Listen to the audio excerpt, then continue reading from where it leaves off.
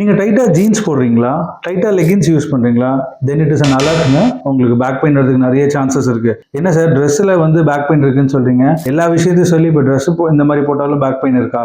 ஆமாங்க, back pain வந்து வரதுக்கு நிறைய ரீசன்ஸ் இருக்குது. அதில் முக்கியமானது பார்த்தீங்கன்னா பிளட் சப்ளை. அதுவும் இந்த மாதிரி டைட் ஜீன்ஸ் ஒரு டைட் லெகின்ஸ் போடும்போது உங்களோட superficial blood supply to the muscle வந்து அஃபெக்ட் ஆகுது. ஏன்னா நீங்கள் இறுக்கமாக போடும்போது என்ன ஆகும்னா ஒரு ஃப்ரிக்ஷன் மாதிரி உண்டாக்கி அந்த மசிலை வந்து அழுத்தமாயிடும். அந்த போடுற இடத்துல உள்ள மசில்ஸ் எல்லாமே அழுத்தமாகி ரத்த ஓட்டம் வந்து குறைய ஆரம்பிக்கும். அப்போ ரத்த ஓட்டம் குறையும் போது என்ன ஆகும், நீங்கள் ஒரு நாள் ஃபுல்லாக போடுறீங்க, ஒரு மார்னிங் ஒரு 9 o'clockலேருந்து ஒரு ஈவினிங் 7, 8 o'clock வரைக்கும் போடும்போது என்ன ஆகும்னா கண்டினியூஸாக அது ப்ரெஷரில் இருக்கும்போது ப்ரெஷர் கேஜ் வந்து வேரியேஷன் ஆகும். அதாவது ப்ரெஷரோட பாடியில் உள்ள ப்ரெஷர், பிளட் ப்ரெஷர் வந்து கொஞ்சம் வேரியேஷன் இருக்கும். அதாவது அப்பர் ட்ரங்குக்கும் லோவர் ட்ரங்குக்குமே வேரியேஷன் இருக்கும். அது வந்து என்ன ஆகும்னா அந்த மசிலுக்கு ஒரு நியூட்ரிட்டிவ் வேல்யூ கம்மி பண்ணும். அந்த நியூட்ரிட்டிவ் வேல்யூ கம்மியாகும்போது என்ன ஆகும், மசில் வந்து தேவங்க ஆரம்பிக்கும்.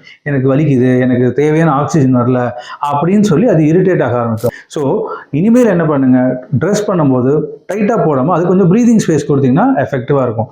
உங்கள் ஃப்ரெண்ட்ஸ் யாராவது டைட் ஜீன்ஸ் போடுறாங்களா, அவங்களுக்கு இதை ஷேர் பண்ணுங்கள். Let them get aware about it.